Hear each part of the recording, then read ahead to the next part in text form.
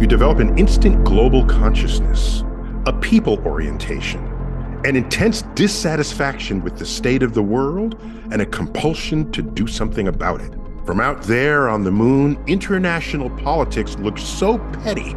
You want to grab a politician by the scruff of the neck and drag him 250,000 miles out and say, "Look at that, you son of a bitch." You believe that it's maybe one of the few things that can ultimately unite everyone in the world. It shows us what's out there. It can show us how small we are. I think the universe and a cosmic perspective has the power to achieve that end.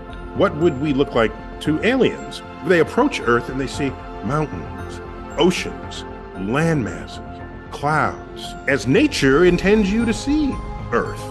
And then they get closer and they look in classroom windows and they see Earth globes in the back of the room that are color-coded. And they say, well, wonder what that's about. Oh, I know what it's about. We have demarked our landmass, our contiguous landmasses, to know who your enemies are and who your friends are.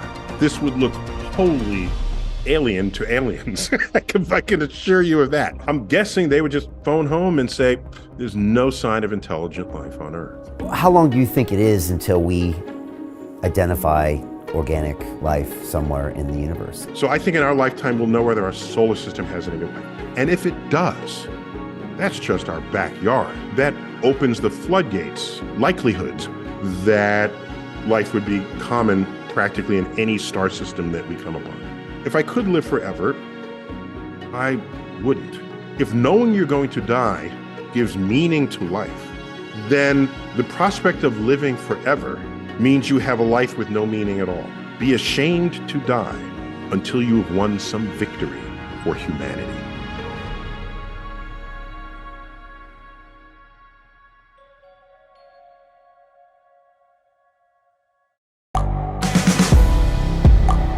The world is changing. Inspiration is everywhere. It has never been so easy to connect, share, and bring people together. We're learning from others and finding the best in ourselves. Challenging our beliefs. Sharing our vulnerability. Overcoming our fears. Transforming ourselves so we can transform the world. How far can we go? This is London Real. I am Brian Rose. My guest today is...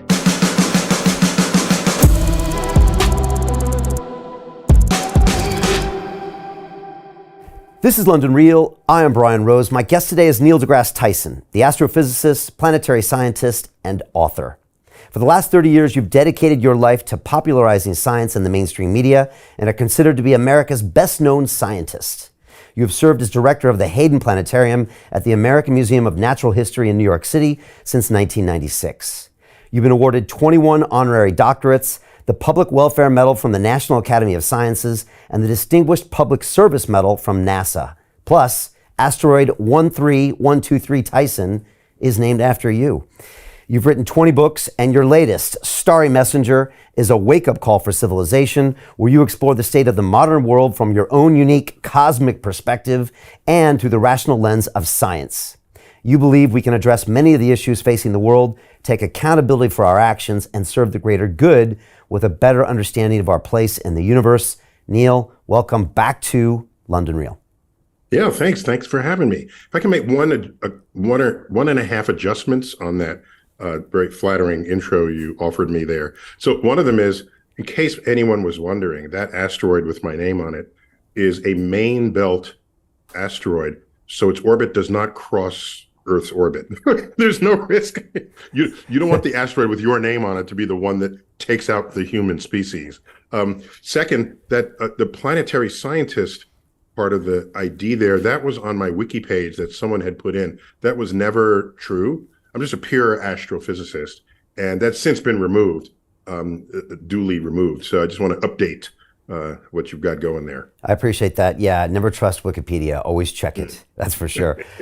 9 years ago, you were actually on London Real when you were in town promoting Cosmos, which was your new series, I think on Discovery Channel. And I remember I went to a hotel room and I set up like 5 different cameras and we had an incredible conversation. And afterwards, as we took the picture, you put me in a headlock and that picture got immortalized in my TED Talk. And I actually just saw some copy that I wrote about you and I got to read it back to you because this was my first impression of you. I went, quote, Neil deGrasse Tyson is, well, a dude dressed in cowboy boots and an embroidered shirt. He represents the essence of ultra cool nerdiness. Neil trained as a wrestler in high school and soon became the self-appointed defender of the geeks. Now one could easily argue he is their de facto leader. And that's what I wrote. Do you remember wearing the embroidered? To put some of that in context, I think a lot of kids, or at least in my generation, you read comic books with superheroes and you kind of imagine yourself as a superhero, and you might wonder, what kind of superhero would you be? What would be your powers? And I grew up a geek, and at the time, before geeks ruled the world, which we kind of do today because we invent computers and things like that. But before that had happened, geeks were totally pummeled by bullies, right? With getting wedgied in the locker room, this sort of thing. And I was very physically able and physically fit. So I was a geek who could, if I wanted to, also kick your ass. So I imagine myself as a geek defender where, if there was a geek in trouble, you'd send up digits of pi into the clouds, right? Like the bat signal. And the more digits, the more serious the offense was. And I would just come running and save the day. I imagined this in my own mind when I was a kid. Well, I wish you'd been at my school because I was a proper science geek, Neil. And I spent many weeks at actually the San Diego Science Fair, where I went to school in San Diego, and the Science Fair in San Diego was a big deal. And I went like 3 or 4 years in a row. And then later I went to the California State Science Fair. But I was the kid that was, programming Fortran when he was 13, and I loved the science lab. And I actually would go to the planetarium at I think it's been renamed the Fleet Science Center at Balboa Park in San Diego. And this is must have been the late 70s, Neil. And I remember this hemisphere, I guess it was like a 180-degree piece where they would have these shows on. And when I was reading your book, Starry Messenger, you were talking about how, I think when you went to the Hayden Planetarium, when you were a kid, you were like immediately transformed into another world coming from maybe New York City, and you knew you wanted to do that. I have fond memories as a child being like, it was just a pattern interrupt that nothing else did it. The cinema didn't. Obviously, there were no computers or internet back then. But maybe you can tell me about your experience and how powerful is it when people see what you call the original metaverse over their eyes, either out in the wild or actually in a planetarium like that. It really does change people, doesn't it? Yeah. So in my case, it led to my career. Yeah. But I think every one of us, dare I assert this, but I think it's almost completely true, that every one of us remembers our first time in a planetarium experience because of how immersive it is and how think about it. You're more likely to remember something if multiple senses are engaged and you're completely engulfed by it, right? Whatever it is that's happening, that will be more likely to be remembered, and planetariums do that. So I think I can assert that, and it's probably true for most people, if not everyone. For me, it was true enough where I convinced, as I've said this before, that I think the universe chose me. I was 9 years old, and I didn't know what the night sky was supposed to look like. I grew up in the Bronx, New York, where there were 6 or 9 stars in the night sky. And then the planetarium dome, they dim the lights and the stars come out. And I originally thought it was a hoax, a nice hoax, but nothing real. Of course, that's not real. I would only later see the night sky in all of its majesty. And to this day, and I'm an old man now, but to this day, I go to mountaintops, the most beautiful vistas in the world, to access the universe. And I look up and I see the countless stars and I say to myself, wow, That reminds me of the Hayden Planetarium.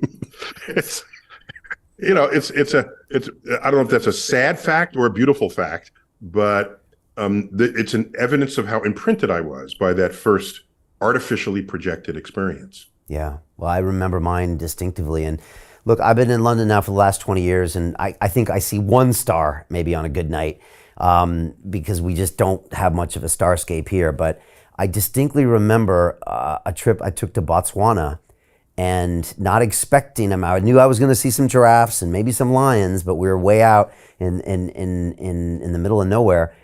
And to see the stars at night there was just like, oh my gosh, wow, this is what maybe my ancestors would look at back in the day. And they might have even taken it for granted. That's right. Every night, they weren't distracted by HBO or, any kind of streaming services. When it got dark, it got dark. And what else could you do but look up? And look at how rich the storytelling is that lives among the stars and the constellations and the movement of the sun, moon, and planets. So the sky was our tapestry of storytelling. And for that reason, I think it goes very deep within us. There's some hypothesis. I didn't verify this with anthropologists, but it's interesting to hypothesize that humans, among all animals, were actually quite comfortable sleeping on our backs. There aren't many animals at all, certainly not mammals, that will do that. And we sleep at night.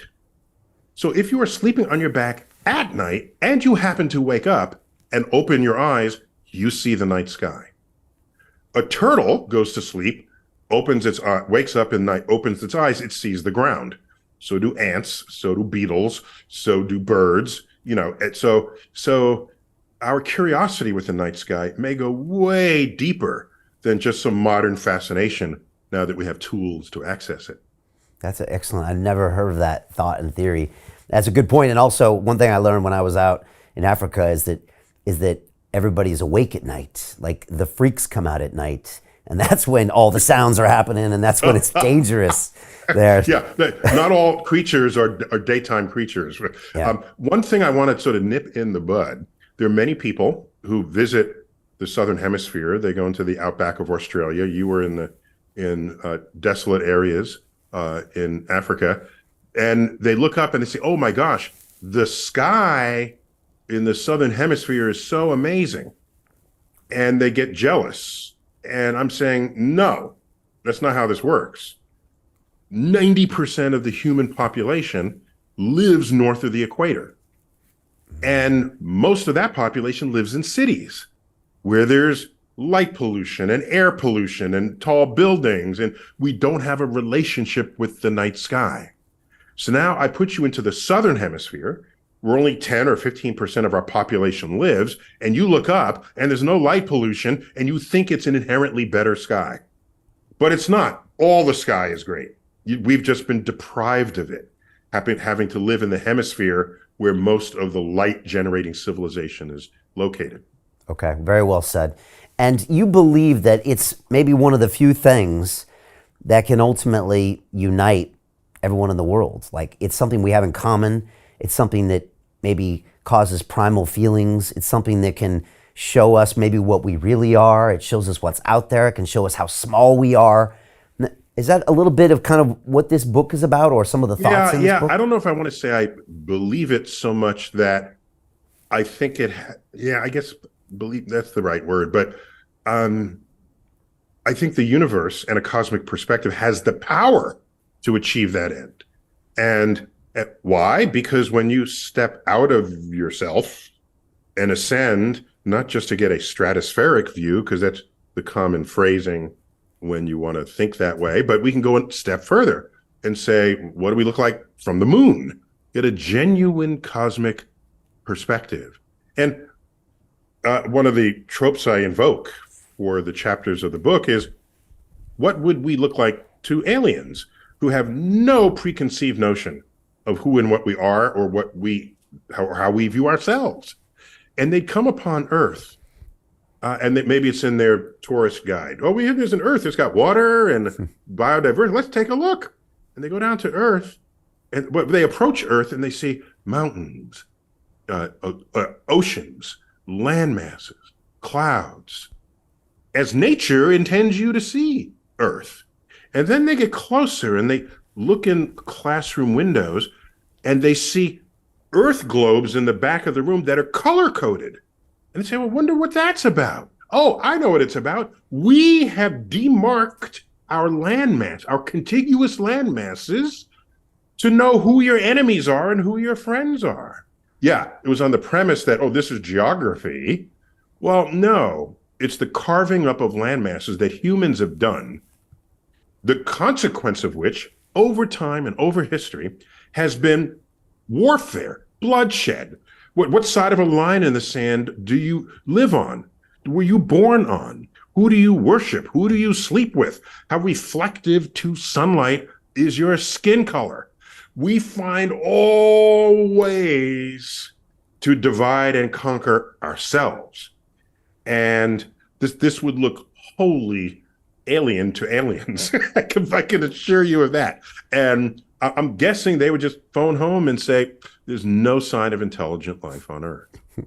Well, I guess even before they got close, they would probably see that, that famous picture of North and South Korea, right? Where it's like there's light on one side and there's no light on the other. And I was just looking at a map and I saw like the border of like US and Mexico. And it's just, it is quite strange to see this straight line in a world of no straight lines where there's such a difference between these two areas. Yeah, exactly. So in a portion of the book, I identify places where at night, where you can detect boundaries between countries, because normally those are just, they're on your schoolroom globe.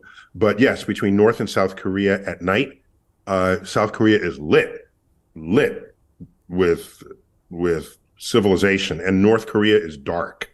And so there's a geopolitical boundary visible from space. There's another one visible from the daytime, which is between Israel and surrounding regions. A fascinating reality there. That boundary can be identified because Israel irrigates. There's basically desert climate throughout. Israel irrigates. Right across the border, they do not. So you see this green dust, this boundary between what is green and what is sort of dusty brown.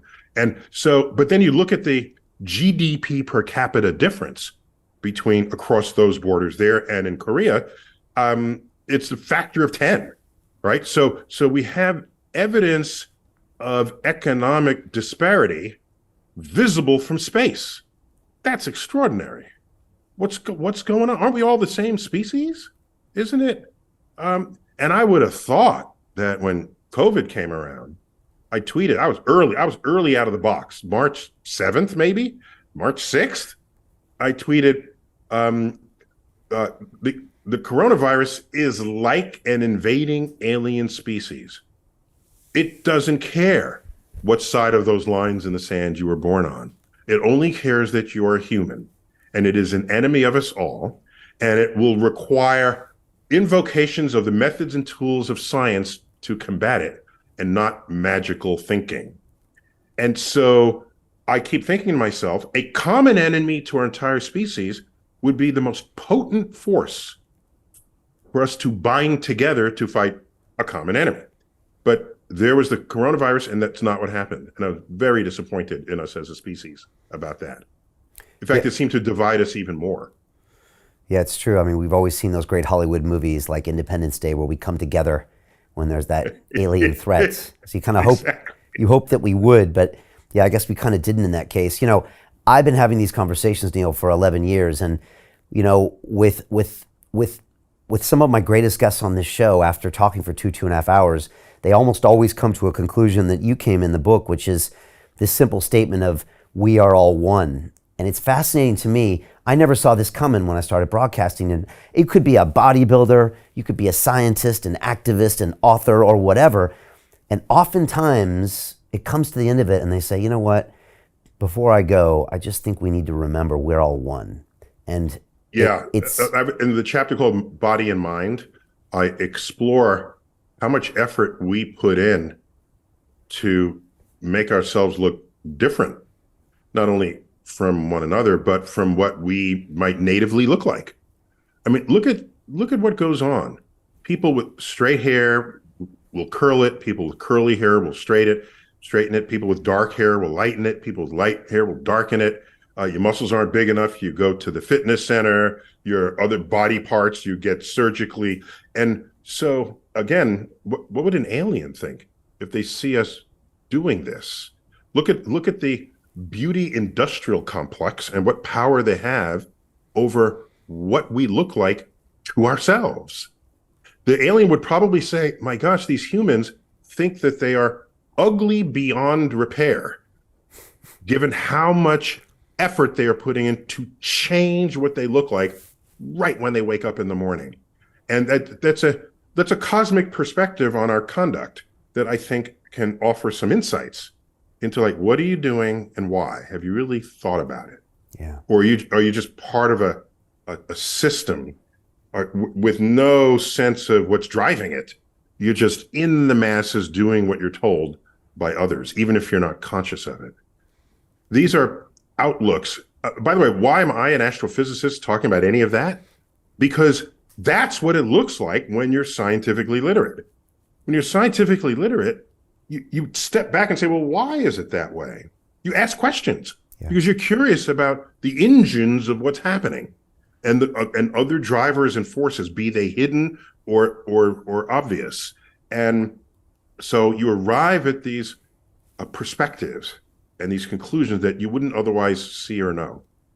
Yeah, and you could take that a step further and look at what we're doing with augmented reality and virtual reality. I mean, if you look at almost any social media platform now, sometimes there's AR built in that you don't even know about it.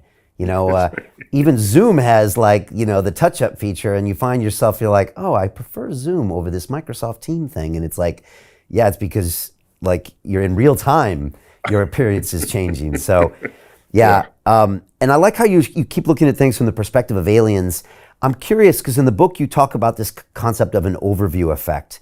And we've been fortunate to have Chris Hadfield here, who spent 200 or 300 days orbiting the Earth, taking pictures and actually tweeting them back in the day.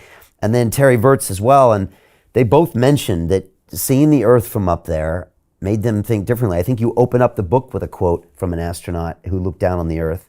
What does that mean, the overview effect? Is that a bit like aliens see this, or is it a bit different? No, it's a lesser version, actually, of what an alien would notice. So an overview effect, as it has come to be called, is the perspective that astronauts bring back to Earth for having seen Earth from orbit. And so that's an overview, all right? So that's above the stratosphere, yes. And that, however, the opening quote of the book from astronaut Edgar Mitchell, that's bigger than an overview effect, because he's commenting on what Earth looks like from the moon. Yeah. And there's a very big difference between low Earth orbit, where almost all astronauts who report this experience are reporting from, and the, how many is it, 12 astronauts who have been to the moon. And so Edgar, I can quote him. It's indelibly etched in my brain. It goes like this: you develop an instant global consciousness, a people orientation, an intense dissatisfaction with the state of the world, and a compulsion to do something about it. From out there on the moon, international politics looks so petty. You want to grab a politician by the scruff of the neck and drag him 250,000 miles out and say, "Look at that, you son of a bitch." It was like, whoa. Whoa. How important were those images beaming back from that first exhibition to the moon, where you could literally see, like you said, not an overview Earth, but the Earth as like a little finger? Yeah, your thumb could blot it out. Correct. Right. I think at Apollo 11, in the movie that Ron Howard did, there's a point where he's actually doing that, one of the actors. and that's very different, isn't it, from being the overview? Because you see... You can't do, and if you're orbiting Earth, you can't blot out Earth with your thumb. Yeah. That's correct. It's everywhere. You're too close. In fact, I can quantify how close they were, analogize how close you are to Earth when you are in Earth orbit. So if you, again, let's go back to our schoolroom globe, and you can ask, well, how high is the orbiting space station and the shuttle and all the places that they've gone relative to a schoolroom globe? And they went about 3/8, about a centimeter above Earth's surface. Okay. That's about how high they were orbiting.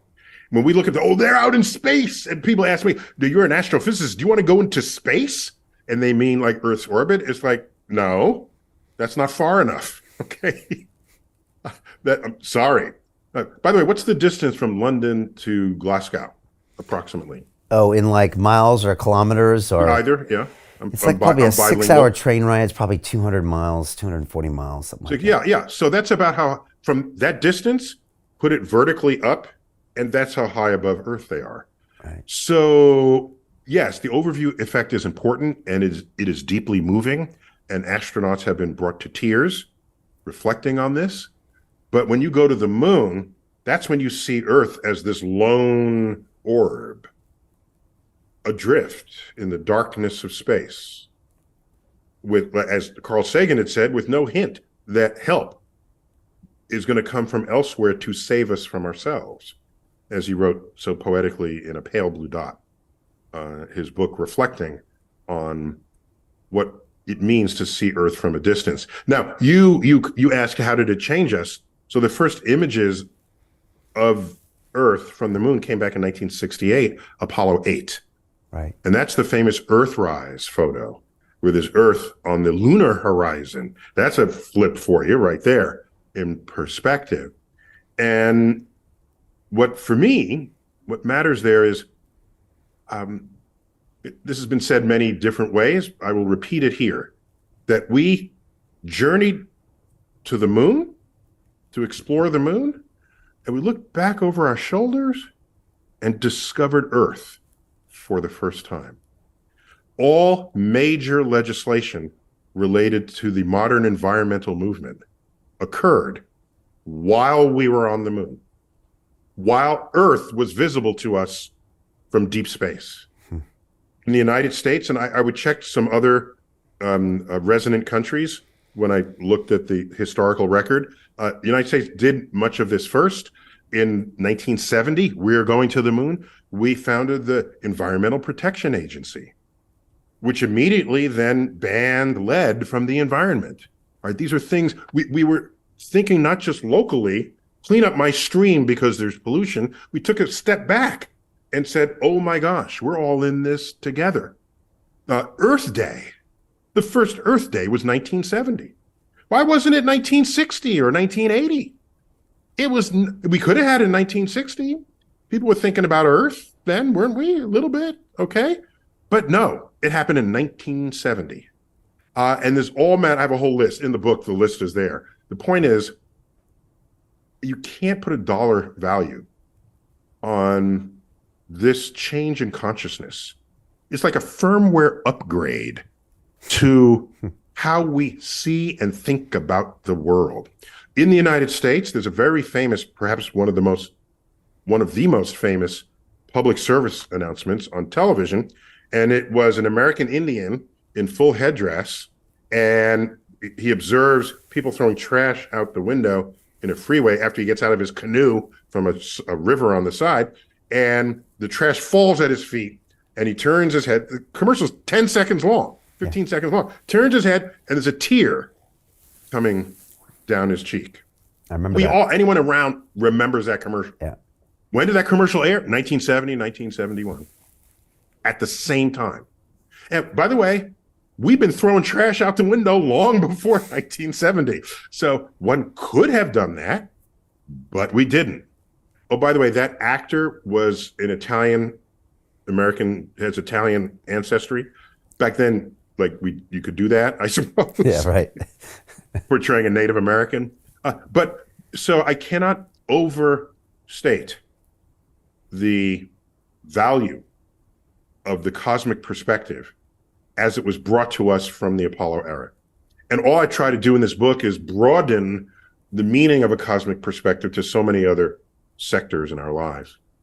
My brother was born the day the moon landing on the 16th of no, the day that the rocket took off on the 16th of July, and when they were bringing him home from the hospital 4 days later, my parents pulled in the garage and they were listening on the radio of the moon landing, and they couldn't leave the car. They were going to miss it, so they stayed in the car and listened to the radio on the 20th of July. So yeah, moon baby. Shit. What's his name? Does he have a lunar name? Eric. Clever. They didn't get that creative. So. Oh no, that's too bad. So that was a very important moment in history that people didn't see coming. But when they saw the Earth from that perspective, it somehow maybe subconsciously changed the human species.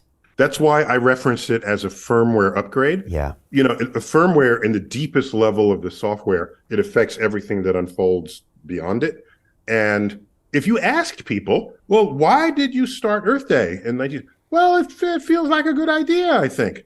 And they're probably not consciously thinking that they had just seen Earth from space. So that's why I reference it as a firmware upgrade rather than as a force that's sort of explicitly hitting people on the head. It was more subtle than that. Yeah. It's interesting how when you travel to a different country, you learn things about yourself. And sometimes when you meditate and get out of your own immediate consciousness, you can see your own actions. In a fresh light. That's correct. Yeah. And if it's what you expected, fine. But if it's not, you've empowered yourself to do something about it, having known what the causes and effects are of those influences. You titled the book Starry Messenger, which I guess is the English translation of Galileo's original book. And he wrote a book at the time that was scientifically correct and factual, but that went against the grain of what was culturally accepted from all the power structures, which is kind of the essence of what you're all about, I think. Let's look at the science and learn from that. Can you talk about the significance of naming that and how you see that Galileo book and what happened at that time? Yeah, so so that we're all on the same page, around 1600, two remarkable things happened. The microscope and the compound microscope, the modern variant of a microscope, rather than just a magnifying glass, the compound microscope and the telescope were both invented within a decade of each other in the early 1600s, both by Dutch optical manufacturers. The Dutch had perfected optics long before anybody else did. So it's not a surprise that those two inventions came out of the Netherlands. So Galileo, upon hearing of this, said, that's a brilliant idea. I'll make one of these on my own. And so he made the best existing telescope in the world at the time. By the way, the name of it was not telescope. It was something called, it's some Latin, which means spyglass, which is an indication of how people were using it. All right. Yeah. It was not, I don't think it was considered a scientific a bulwark. Isn't tech always used? What are you doing through that window? Isn't tech always used in nefarious means? The first iteration of tech, isn't it always? Yeah, exactly. So he invents one, and he then shows it to the Doge of Venice, and says, with this new device, he goes to the clock tower, the high tower in the plaza, in the piazza, and he shows the Doge of Venice that you can identify whether a ship in the harbor is friend or foe nearly 10 times farther away than you can with your naked eye, thereby giving you that much more time to prepare if you see that you're about to be invaded. And so the Doge ordered up, I forgot how many, a dozen telescopes, some number of telescopes where he was then financially stable. And he says, okay, this is good. Now I can look up into the universe, which is what he did. And you had to think that that was something to do. Why would you think looking at the sky with this piece of equipment would bring you any different information than your eyes would? Same with a microscope. Why aren't your eyes just seeing everything that's seeable? Why would God make you an organism without the capacity to know things that are going on right in front of you? when Antoine van Leeuwenhoek drew what he saw in pond water. The idea, what kind of audacity is that? He invents a microscope and said, gee, I'm going to look at a drop of pond water. Why would you even think to do that? That's part of the brilliance of being a brilliant scientist. To any of the rest of us, it's just water. It's transparent. You're wasting your time. He looks in it and he sees countless, what he called animalcules, cutest word ever, prettily swimming in this drug. These are paramecia, amoeba, all these things. And he writes to his colleagues in London, okay, the clearinghouse for scientific discoveries, sort of freshly conceived as a place where scientists would exchange ideas. He writes and tells them, they write back and say, okay, next time, make your observations before you drink your gin and then tell us. So they didn't believe him. Why would you believe that? My gosh. Okay, so the skepticism was real, but in science, you check it out. And so, in fact, they visited him and they saw it and they could make one of their own. And oh my gosh, biology, microbiology was off to a start. With the telescope, Galileo sees that Venus has phases like the moon. He sees that Jupiter has what he calls Jovian stars. Why would think that planets would have moons around them? This is not something that's not a thought. But he saw that Jupiter had these little dots of light. And as Jupiter moved against the background stars, they moved with it. So they were attached somehow. And he followed them and noticed that they orbited Jupiter. It was the first time anybody saw that Earth was not the center of all motion. Mm-hmm. And so he viewed these as messages from the stars. Starry messenger. So I was moved by that. By the way, in Latin, it's Sidereus Nuncius. I was moved by that. And I wanted to continue that tradition of seeing what other messages can we get from the universe, starry messages, now that we have the levels of the technology and knowledge and wisdom that is 400 years advanced beyond Galileo. Hence the title of the book. That's my long answer to your simple question. Starry Messenger, Cosmic Perspectives on Civilization. That's a beautiful answer. You know, you just mentioned 10 years, you get the microscope and the telescope. And Neil, everyone's always talking about how this is the exponential growth in technology with the internet and the mobile phone and now AI, which I'm sure we'll talk about. But I mean, for that period of time, was that not equally as disruptive technology that changed the culture of the Earth?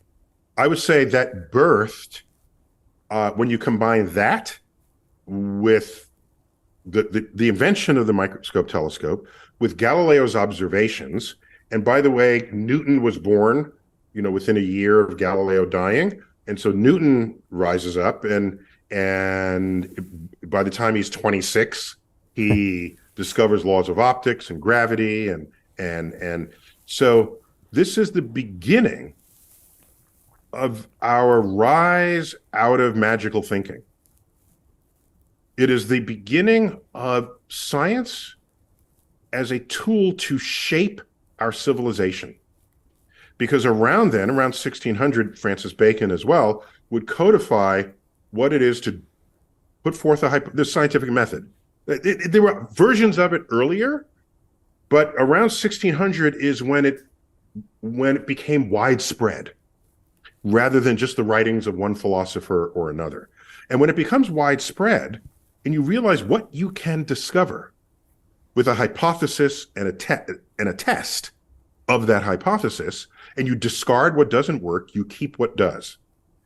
That was the start. And I will assert, as I've done in many places in the exploration and discovery chapter, where if you cut into the timeline at any moment, people will be between 1600 and today, people will be saying, oh my gosh, technology has so transformed our lives.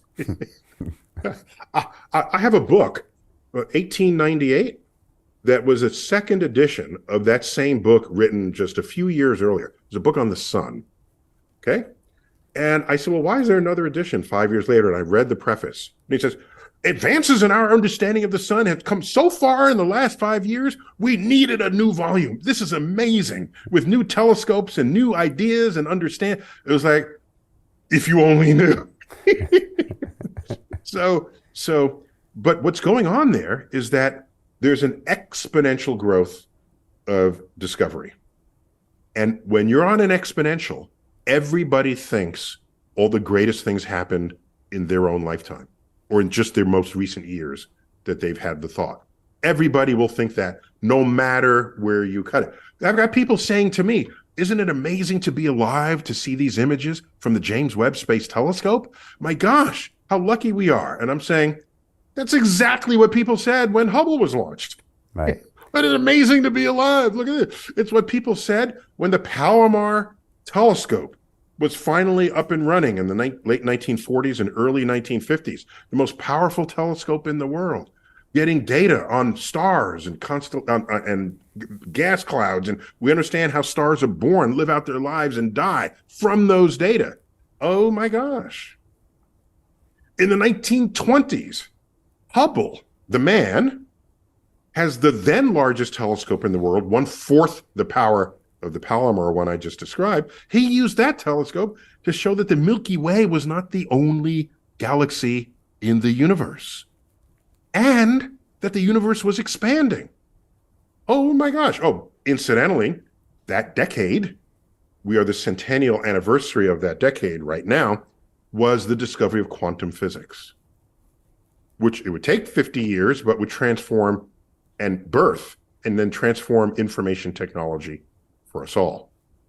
So yeah, things change, and they change fast, and they change faster than most people can foresee, because most of the seers into the future are extrapolating, typically linearly extrapolating.